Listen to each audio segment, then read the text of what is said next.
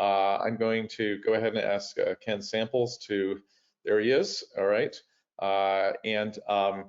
Ken is part of Reasons to Believe, and has actually done a lot of thinking about UFOs in the past. And so he has given talks on UFOs, I believe, in other venues. So Ken, if you want to go ahead and get started, and without further ado, we'll turn the floor over to you.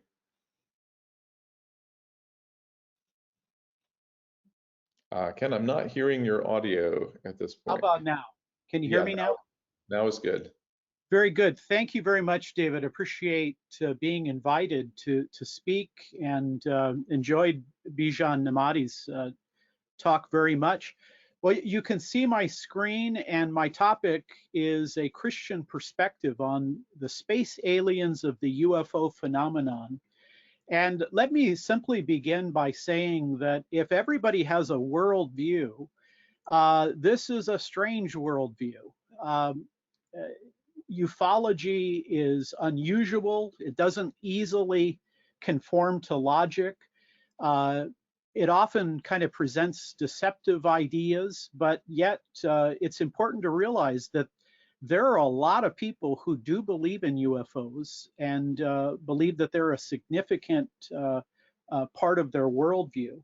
Well, let me talk about where I'm going to go with this. Let me make this comment. I say, while it is possible to distinguish between the UFO phenomenon on one hand and the possible existence of extraterrestrial intelligent life on the other, ET, I'm going to make some major points that relate to both of those topics, though I'm going to primarily focus on UFOs. And all that means is the UFO phenomenon could be utterly false, and there could still be extraterrestrial life.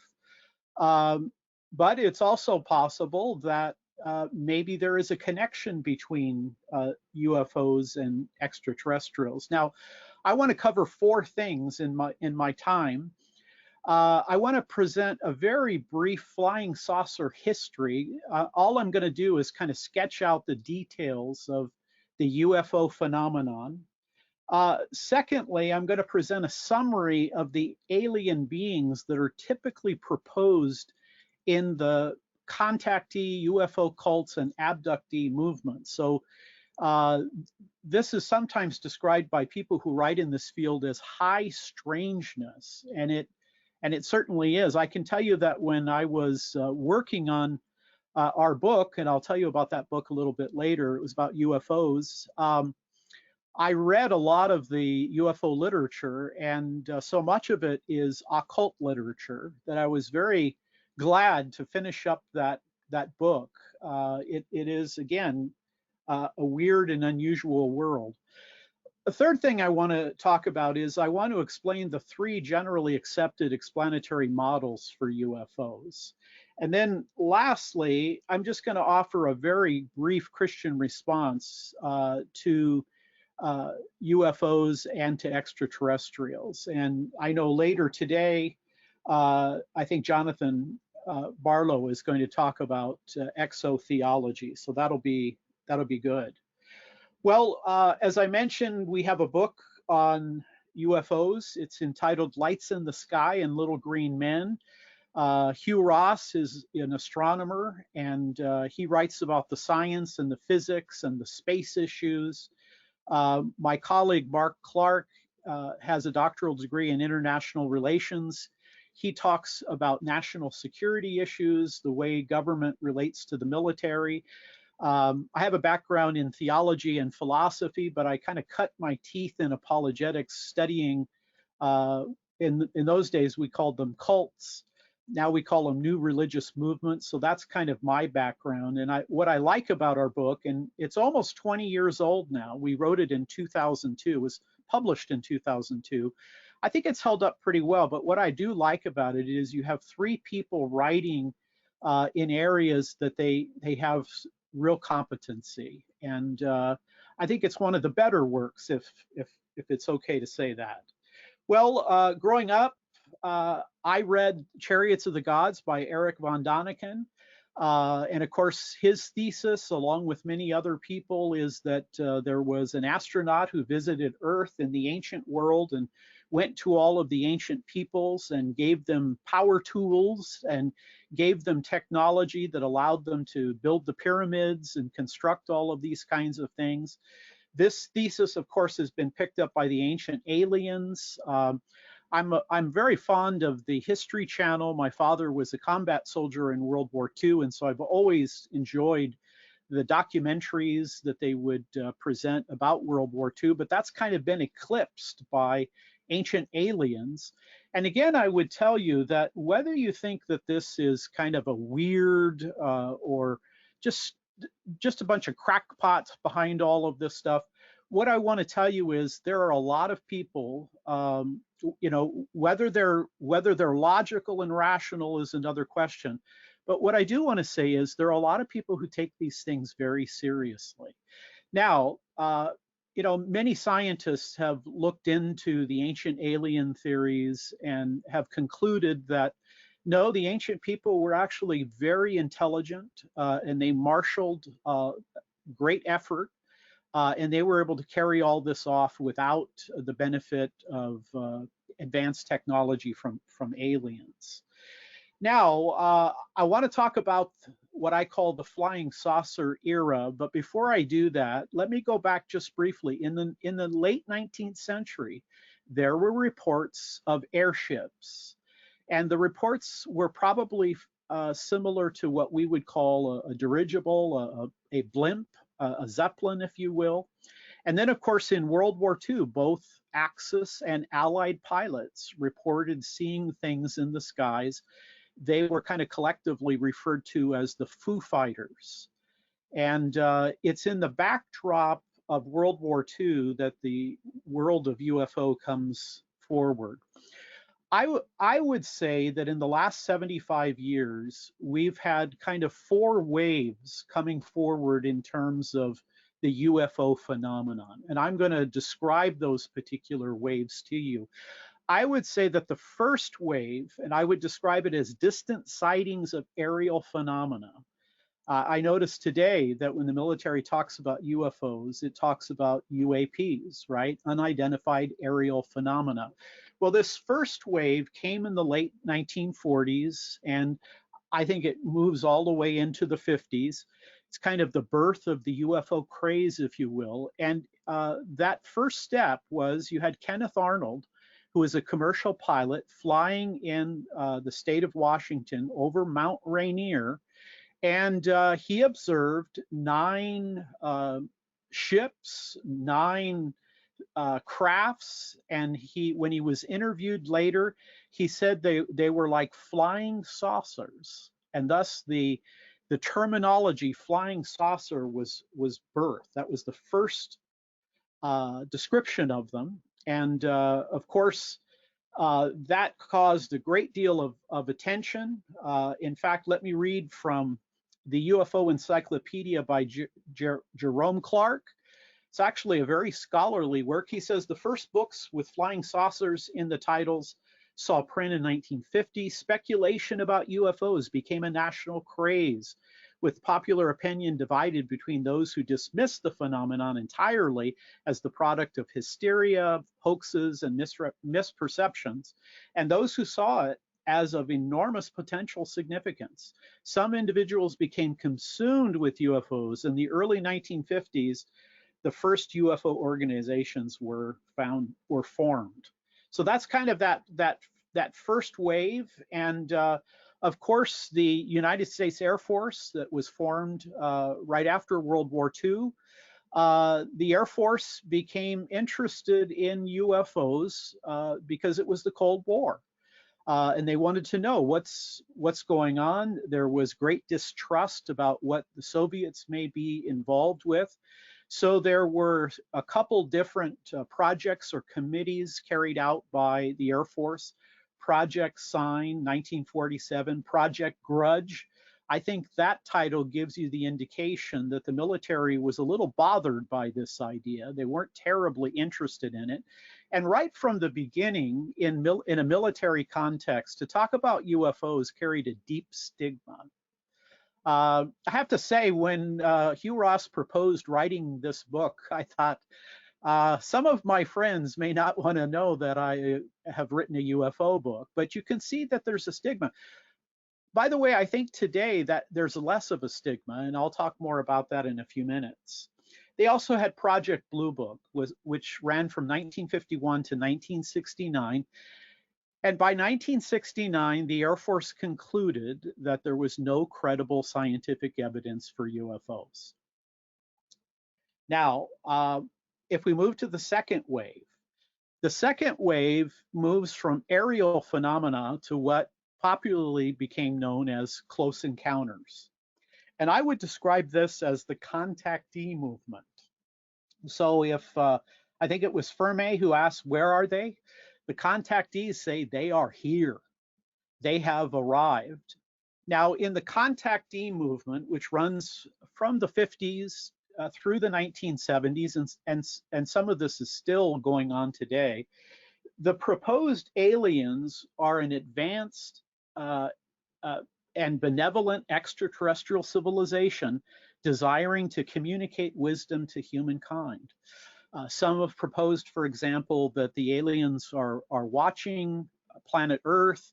They know that there were atomic weapons used in World War II, and they're coming to teach us not to destroy ourselves. So this is, again, an advanced civilization. They're benevolent, they're wise, they're sages, and they're going to communicate wisdom to humankind.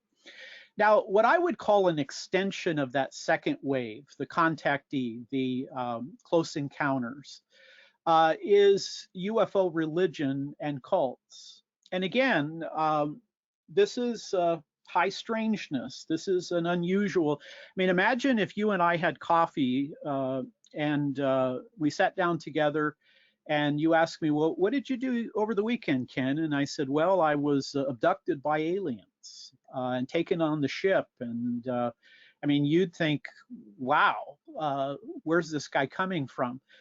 But again, I want to underscore that a lot of people take this stuff very, very seriously. And if apologetics is to give an answer to every person, you do need a response. Because I believe that UFO religion or UFO cults, it really is a religion. They believe in salvation from above, but it's salvation from a flying saucer. Now, what comes out of that second wave is, again, UFO religion. And there's a couple things. Flying saucers are real. Their belief. Alien intelligence have made contact with the leaders of these cults, the cult founders, if you will, and they've been given religious revelations in an Encyclopedia Galactica, if you will. What's interesting about all UFO religions and cults is it's deeply steeped in occult beliefs. That is just right down the line, and I want to give you some evidence for this. Here's some of the more popular UFO cults. The Urantia Foundation with the Urantia book, which is in the minds of those who affirm this, a revelation from aliens, begins in 1924, runs through 1955. The Unarius Academy of Science, Ernest and Ruth Norman, 1954, they were a very peculiar couple, believing that they had been reincarnated from famous people in the past. The Ethereus Society by George King, 1955. Heaven's Gate, Marshall Applewhite, started in the 70s. And of course, I remember in 1997 looking up in the sky and seeing the Hale-Bopp comet. And of course, the Heaven's Gate UFO religion or cult said that there was a spacecraft behind it. And they committed suicide, took large doses of barbiturates, and people died believing that they would, in death, be joined to the UFO craft. So these people are serious about these things. They believe them deeply. Another, the Raelian movement, Claude Bourlahan, 1974. Again, just a few of the very popular UFO groups through the years. Now, here is a quotation about UFO religion from the researcher J. Gordon Melton, he says most 19th and early 20th century contact with extraterrestrials occurred in a spiritualist context, more likely than not in a seance. The prime mode of contact was a phenomenon quite familiar to psychic researchers, astral travel. Swedenborg and other mediums could go into trances and travel to the various planets. So again, all of the literature that I have read about UFO religion and UFO cults, it's deeply rooted in occult beliefs. There is there is just an overlapping connection. Here's another scholar. He's a religion scholar and UFO researcher, John A. Saliba. I believe he's more secular. But anyway, he says this. He says many UFO groups have borrowed heavily from both spiritualism and theosophy. They have incorporated in their ideology the concepts of cosmic wisdom and cosmic masters who exist on other planets. Their leaders often channel or communicate with these masters through some psychic means, such as telepathy, or by entering into a trance-like state. So UFO religion, UFO cults that are an extension of the second wave, the Contactee, people have gotten messages from extraterrestrial beings and have been communicating information to them. Now let me move on to a third wave. This is still close encounters, but it's even more unusual. I would say this runs from the 70s through the 1990s, and this is the abductee. Now, that's not abduction logic. It is literally being abducted and taken upon a craft. So when it comes to the abductees, notice that there's a difference between the aliens of the contactee and the proposed aliens of the abductee phenomenon. They're advanced and benevolent, or more often malevolent, extraterrestrial civilization, and sometimes they're called the Greys. There's another whole group called the Nordics, but they're called the Greys. They're only a couple feet tall. And what is their goal? They desire to exploit human beings and possibly create a hybrid alien-human race. One of the areas of Christian theology that I love so much is the incarnation. Jesus is a single person with both the divine and human nature. Well, the proposed idea here is maybe these aliens are abducting people and performing experiments on them so that they can create, again, this hybrid, half alien, half human. Remember Spock in the original Star Trek was half Vulcan, half human.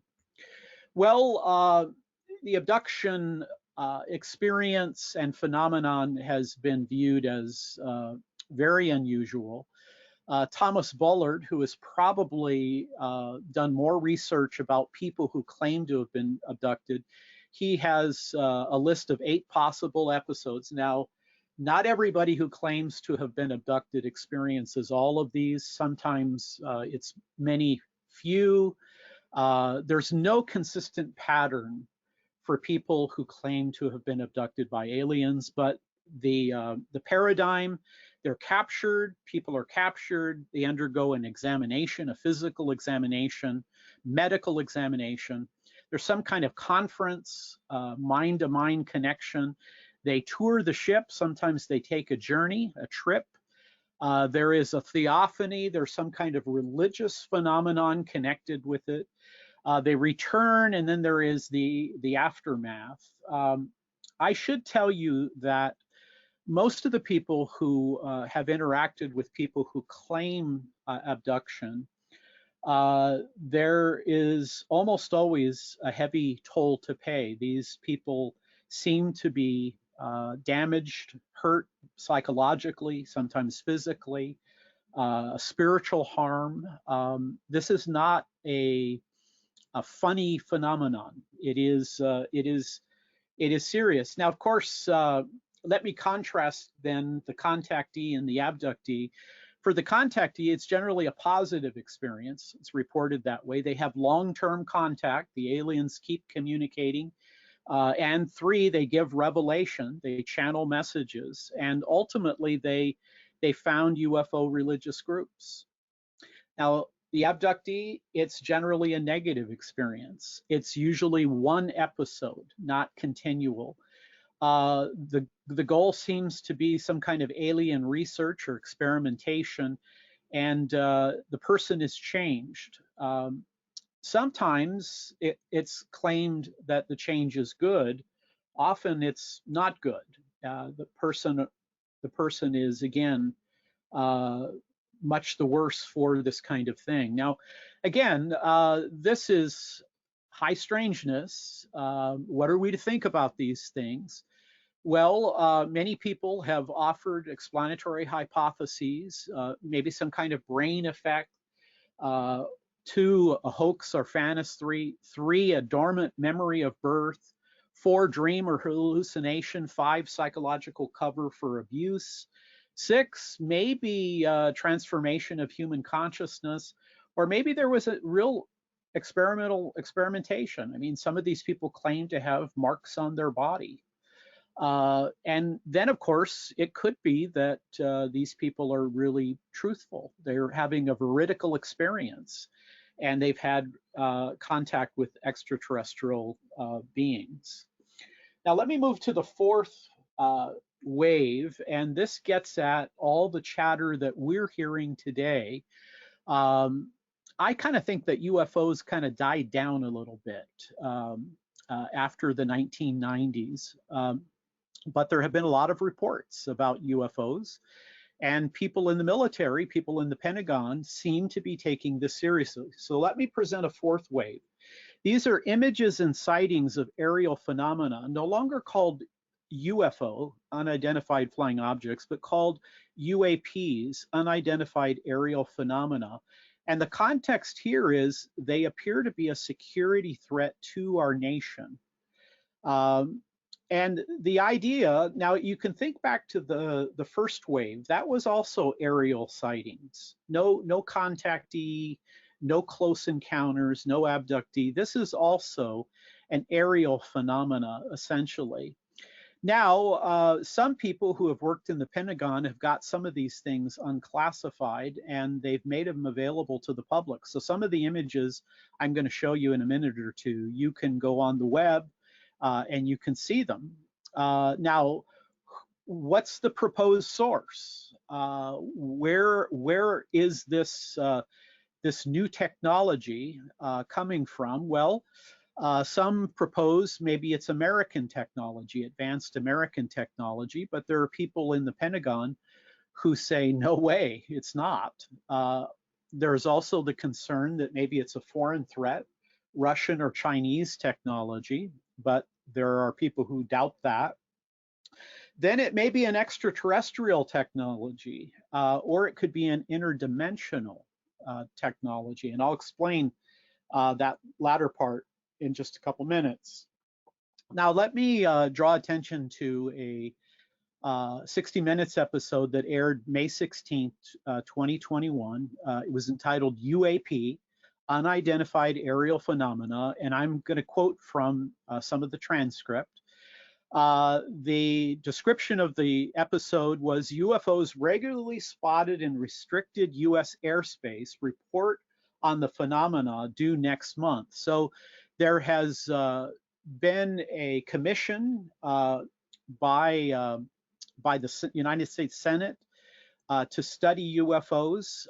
It's been going on maybe since 2010. And of course, the way you get answers in the mind of some people is that you get normal citizens fired up about a topic, and they put pressure on their legislators, and then the legislators go back to the military and say, we want some answers to this.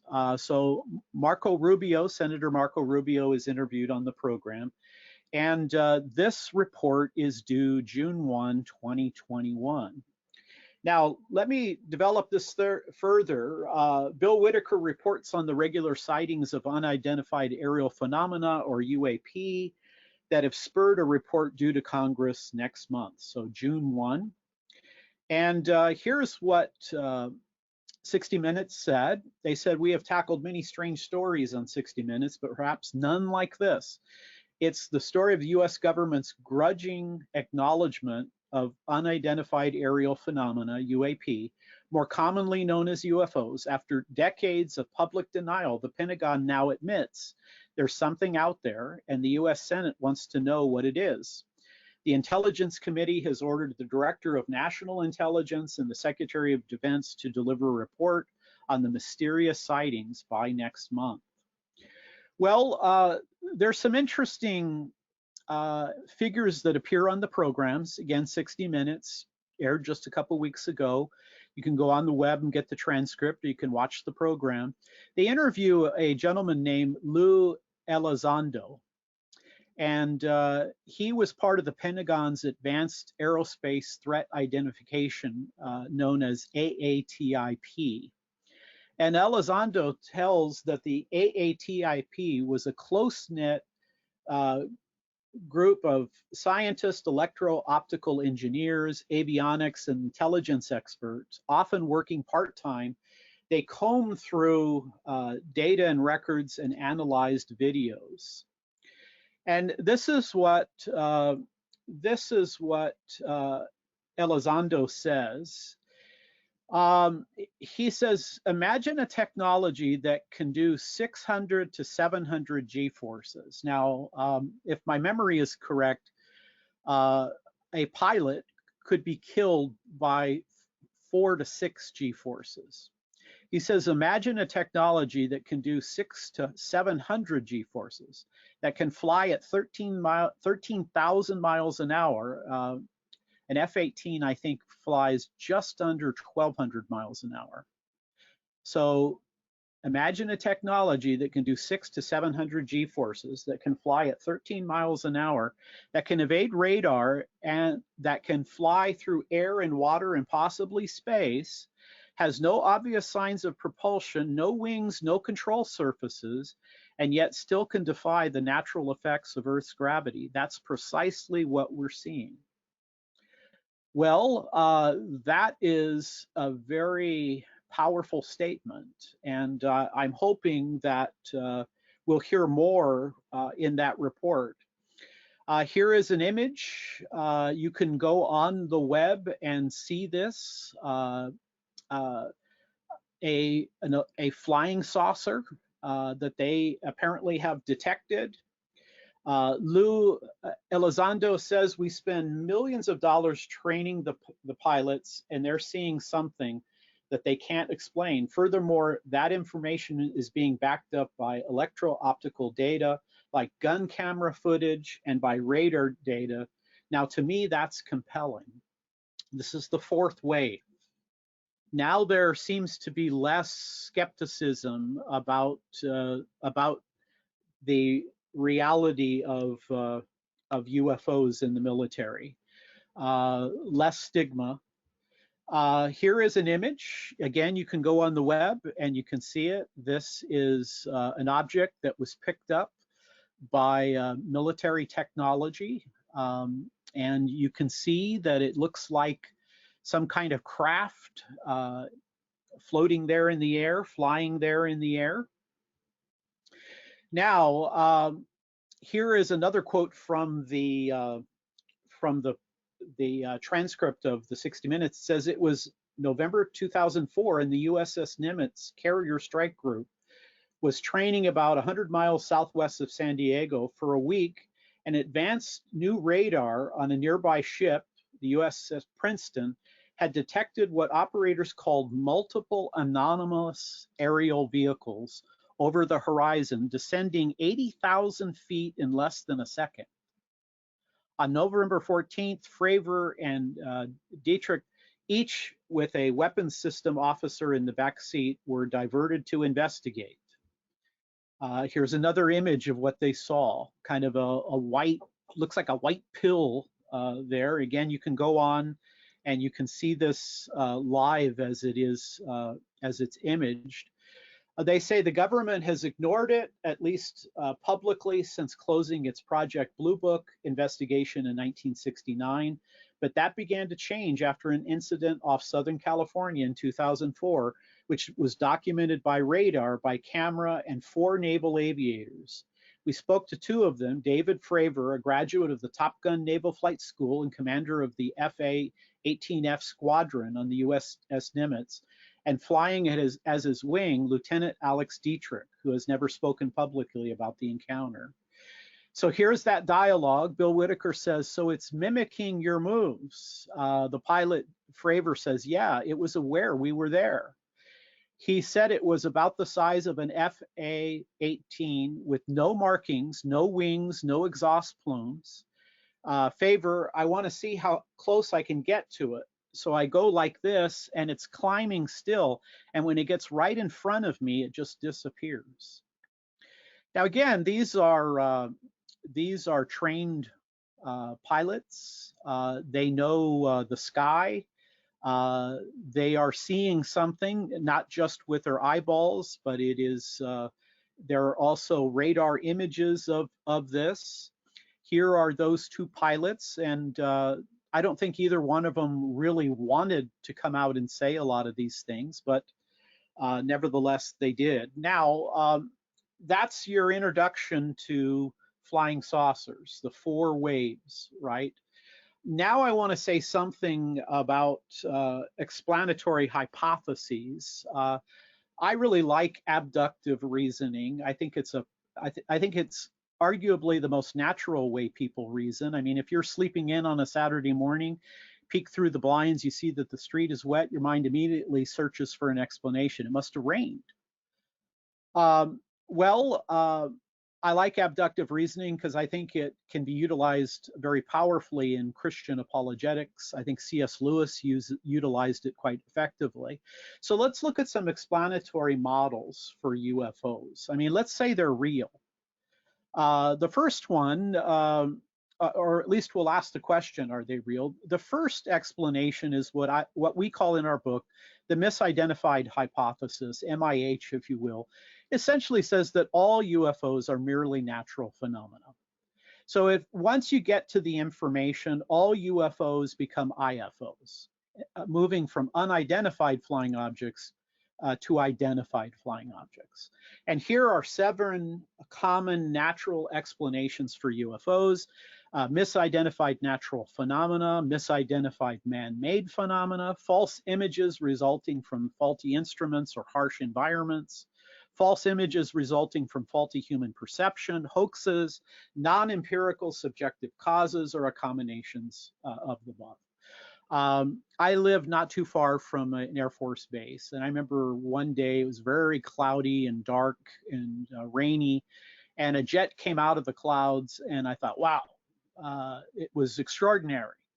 But people who are not used to seeing things in the sky, the ordinary can appear to be extraordinary. Now, in our book, Lights in the Sky and Little Green Men, we propose the idea that maybe 90%, in fact, maybe 99% of all UFO reports can be explained naturally. It's possible that as much as 90 to 99% of UFOs become IFOs. And that green little image there is another image that has been detected by the Navy. The way we sort out this topic in our book is we say 90 to 99% of UFOs probably have natural explanations and they're IFOs, so we don't have to think about those, don't have to worry about them. But then there's this residual effect. It could be 10, maybe only 1% of UFOs that are seemingly inexplicable. They aren't easily explained by man-made phenomena or just natural phenomena.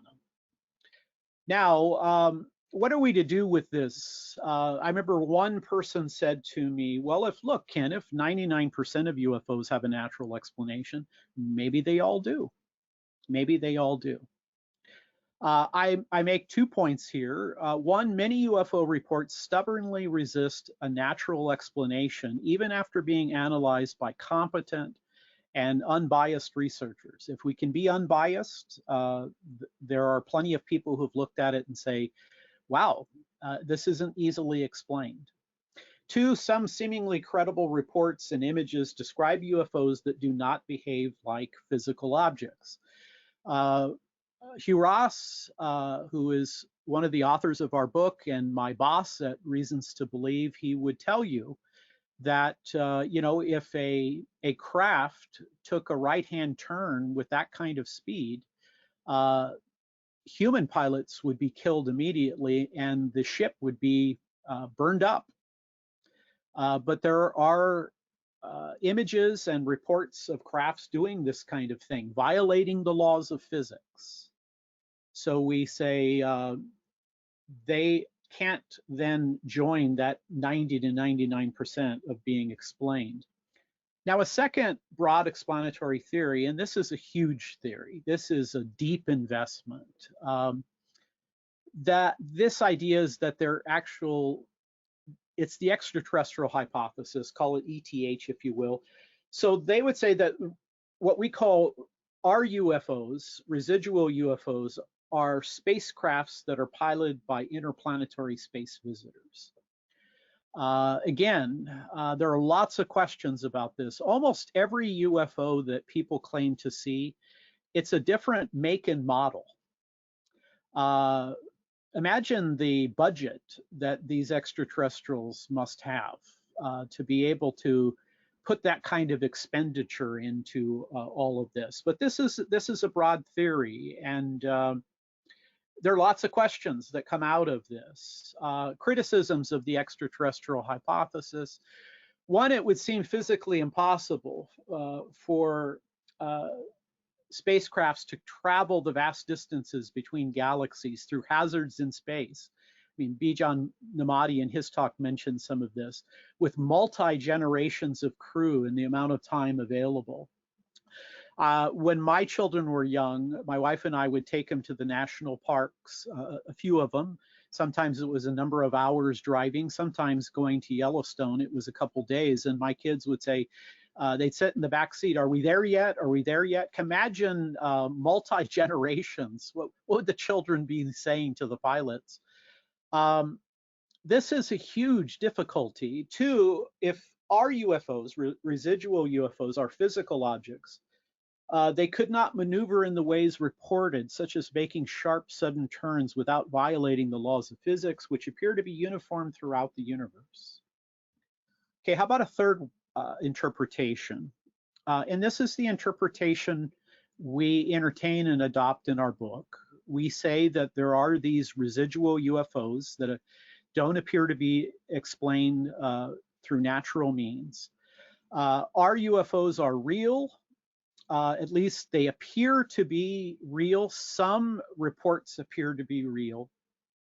They seem to exhibit physical effects, but they're actually belong to another dimension of reality beyond the time-space continuum. Some Christian ufologists believe this is a spiritual dimension, and UFOs may reflect a demonic influence.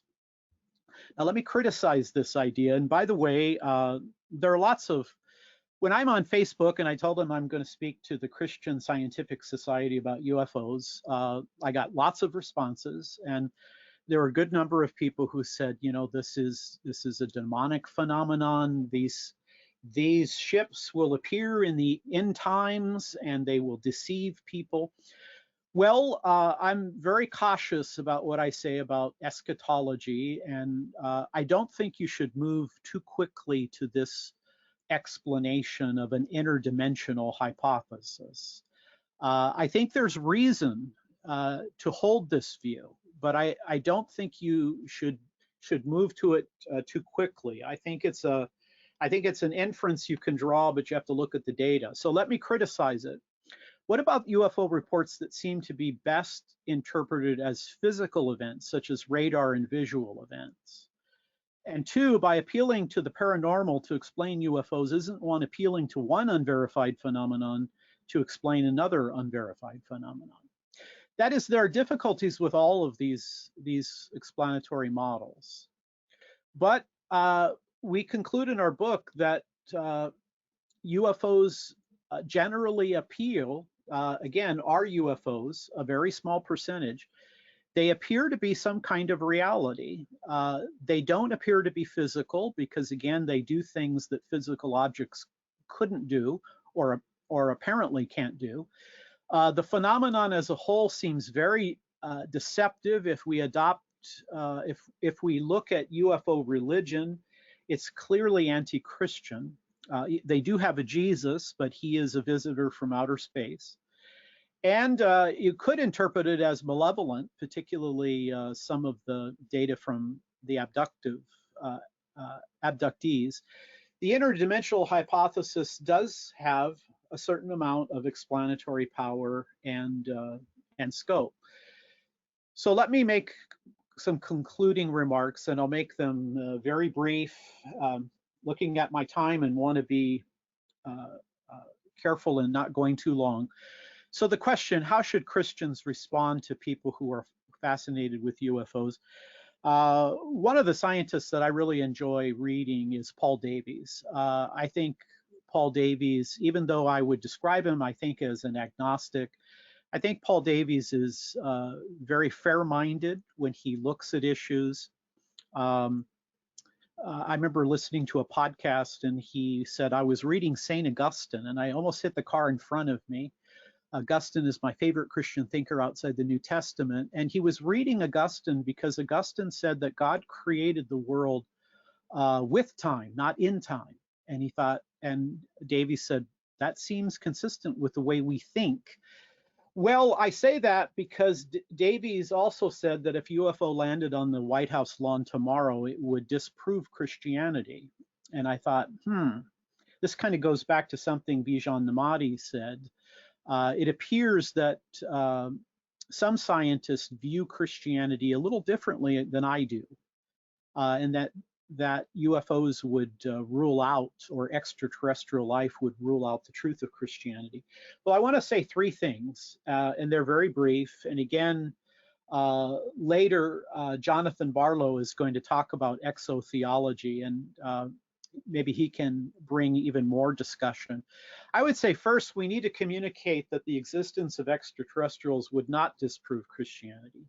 Even if they were physical beings from another planet, though I seriously doubt this, if extraterrestrials exist, they are creatures made by the sovereign Lord revealed in the Bible.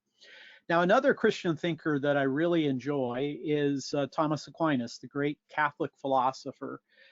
Thomas said in the 13th century, Thomas was speculating about whether there could be life out in the universe somewhere. And he said that it's possible, but not probable. And the question was raised in the mind of Aquinas, well, what about the incarnation and redemption? I mean, would Jesus have to go to these various planets and die? And Thomas speculated that maybe God might have a different plan of redemption for them. Well, that's intriguing. And I think one point I want to make here is this. Lots of times secular people think that religious people, and maybe especially Christian people, are kind of narrow in our thinking. But I actually think the opposite. When I go to philosophical conferences and when I'm part of a science conference like the one you're participating in today, I notice that Christians are very open to considering differing points of view, different explanations. What's the strengths? What's the weaknesses? How would this affect? Whereas I think in naturalism and secular atheism, often people who have differing views are not invited to the table. So let's propose that there are extraterrestrials. I don't think that would disprove the Bible. Although, again, I think the idea of extraterrestrials, I would agree with Thomas Aquinas, it may be possible. I think it's highly improbable. Now, second, we should explain the religious and possibly demonic nature of UFOs. Now, again, you could have extraterrestrial life even if all of the UFO ideas are bogus. But there are people who take this very seriously, and they're deeply involved in the occult. And so, you know, since we believe that there is a realm of the non-physical, there is the spiritual realm, the angelic realm. People who engage in these things could bump into dark forces. And third, we should stress that historic Christianity provides a powerful and livable answers to life's ultimate questions. And those answers are more convincing than anything UFO religions can provide. Well, my colleagues at RTB asked that I give a plug for reasons. We have an apologetics community. If you're interested in that, we have a scholar community. Dr. David Snook is involved with that community, and we're honored to have him with us. We also have an associate community members. Now, let me just close by saying something about our book. Next year it'll be 20 years old, but you know, I think it's held up pretty well. I think that what I like about the book is we have 3 people writing who have real competency in particular fields. It's great to have Hugh talk about, you know, the physics and space and what can and can't happen. And then Dr. Mark Clark knows a lot about national security, how the government relates to the military, and he talks about things like conspiracy theories, Roswell, Area 51. And then part of my apologetic background is studying cultic groups. And so I think that there is a lot to say. Well, David, I'm going to stop there, and I am more than happy to field some questions if there are some. And again, I appreciate so much you inviting me to be part of this very fine conference. Just do questions by audio here. Sure. Okay, so you can maybe figure that out by the time we get our panel discussion going. Okay, so we've got a couple questions in the queue here. One of them is there's a theory that ancient aliens built the pyramids and so on. Is there possibly any connection with the Nephilim of the Bible? And what is your take on that? We had a little bit of discussion on that, but maybe you could just comment on sort of evidence for and against aliens being involved in those kind of things. Yeah, very good. Well, again, many scientists, archaeologists have taken the claims of ancient aliens and looked at the technology of the ancient world. And by and large, they have concluded that even though there are extraordinary structures in the ancient world, that they could have done it without power tools or without advanced technology. And I don't think that the ancient aliens interpretation carries a great deal of credibility. Now, of course, Christians are very interested in the topic of the Nephilim. They're interested in the question of, you know, deceptive ideas connected to demonic, the demonic phenomenon. I'm much less interested in speculating. I mean, I don't really know who the Nephilim are. Were they angelic beings, fallen angelic beings? Were they just some powerful group of human beings? Christian biblical scholars differ, and I believe in mere Christian eschatology, and so I tend not to kind of speculate about some of those things. Hugh Ross, who does write in the field, he does have some ideas about that, but I'm less likely to kind of speculate about some of those things, David. Mm-hmm. Yeah, the one, I think the technology issue is, like you said, people are smarter back then than we tend to give them credit for. The one that always interested me is the large drawings on the sand in South America where people argue, there you are, you appeared. Right. People argue that these pictures would only be visible from the top of a mountain, you know, and why would somebody go to that much trouble to make such large pictures that you could only see when you're standing at the top of the Andes or in an aircraft? Do you have any thoughts on that?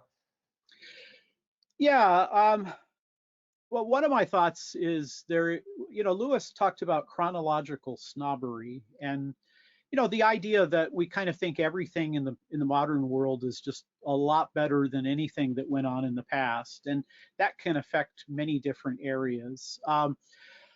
I would say, for example, that the ancient people, they were interested in art, they were interested in religious symbols, they had all kinds of ideas that were reflected in their culture. So I'm not sure that we must accept the idea that these images would only be seen by, from very high places or crafts coming out of the sky. I'm not persuaded that I have to adopt that view. Yeah. Let's see here. I have a request. Maybe you can do this in the chat box if you can figure that out, for the reference of Thomas Aquinas on you mentioning about outer space. During the panel discussion, I actually want to bring that up as a topic again, but you can maybe put that reference in the notes that we have. Okay, another question here. This is a useful distinction. When we refer to ETs, are we referring only to intelligent life?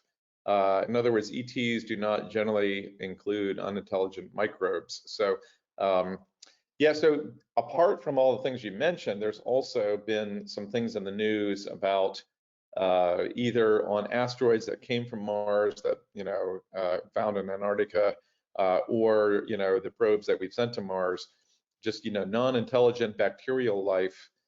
Maybe you could just comment on what would be the implications theologically if we found microbial life on Mars that could be shown to be originated on Mars, not just bounced there from Earth, because there's a theory that, rocks can fly both ways. And so, maybe some rocks flew from Earth to Mars and seeded some life there. But supposing you could show that microbial life appeared on Mars, do you see any theological implications for that? Yeah, it's a really good question.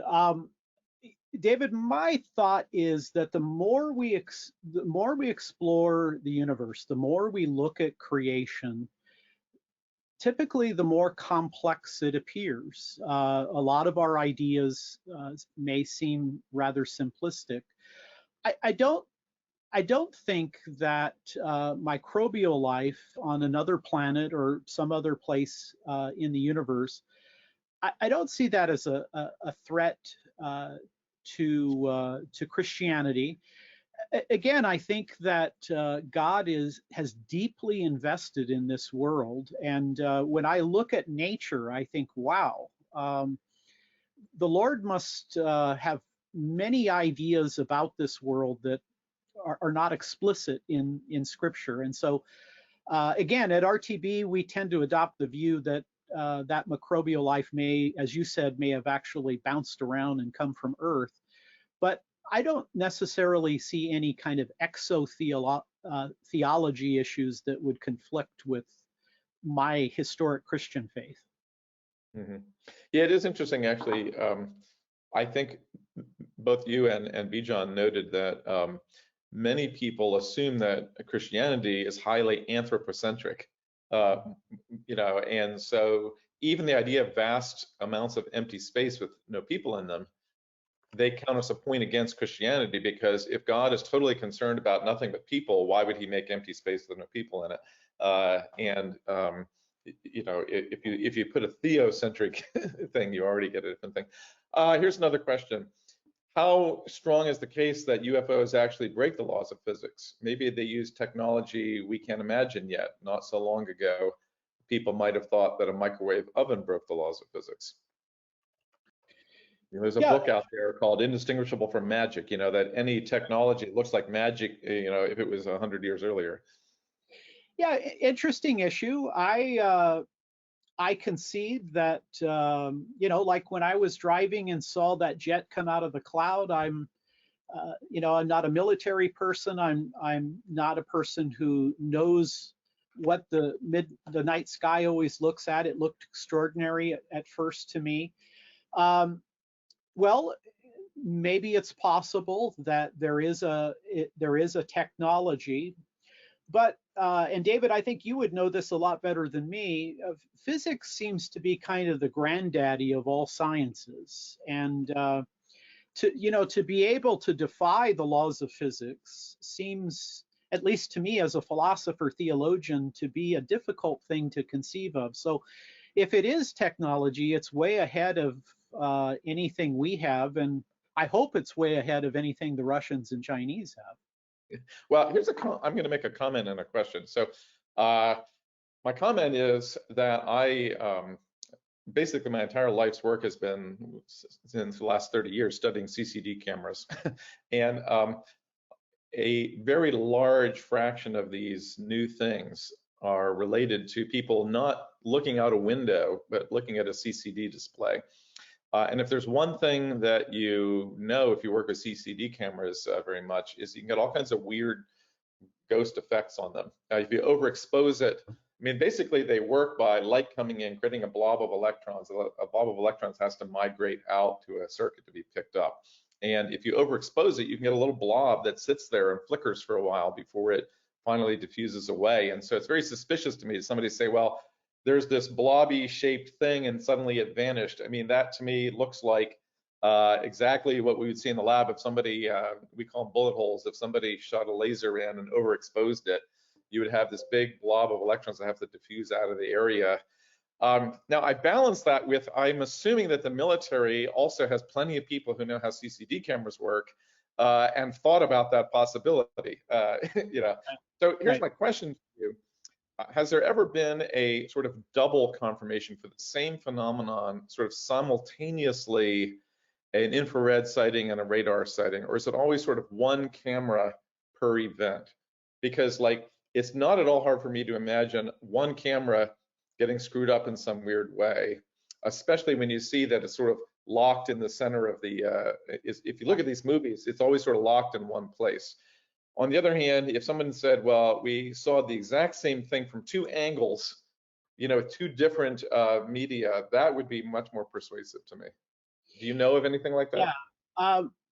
From what I have read, the latest UFO reports seem to have both eyewitness testimony from the pilots, radar technology, and again, some other form of imagery.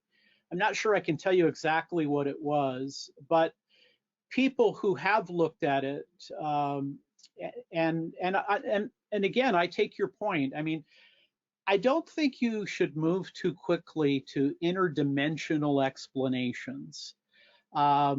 I would say of the three authors of our book, I'm still open to the idea that maybe all of these reports have a natural explanation. But I also know that some of the data isn't easily explained. David, I'm hoping that the report that the Pentagon will give the Senate will then be given to the public, and we can look at some of this data. And I'm hoping that maybe the scenario you have described has been fulfilled. We'll see. Mm-hmm. Okay, one last question here before we move on, and you kind of addressed this in your talk. How would spiritual demonic beings exhibit an electromagnetic signature picked up by, it's very suspicious to me when these things can appear and disappear on a camera.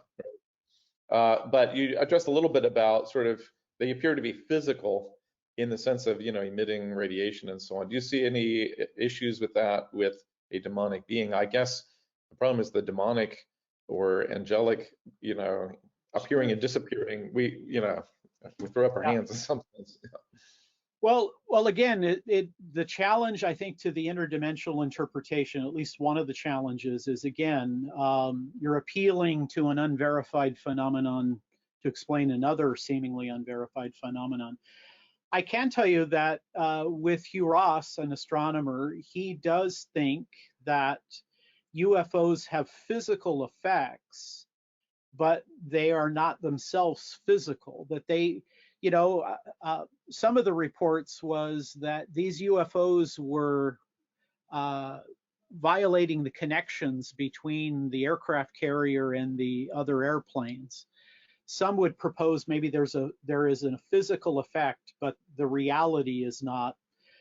Again, I underscore again, I think anything you conclude about UFOs, you should conclude carefully and tentatively.